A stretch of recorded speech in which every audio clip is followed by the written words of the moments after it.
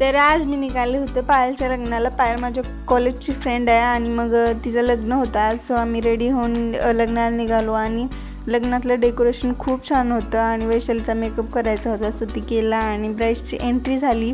ब्राईडची entry खूप छान झाली आणि दोघंही खूप छान दिसत होते. त्यांनी शिवाजी महाराजांच्या प्रतिमेचे पूजन केले आणि मंगळाष्टिका सुरू झाल्या. पण आमच्याकडे अष्टिकाच नव्हत्या, आम्ही बिना अष्टिकेचंच लग्न लावलं आणि मग रुखवत पाहण्यासाठी गेलो.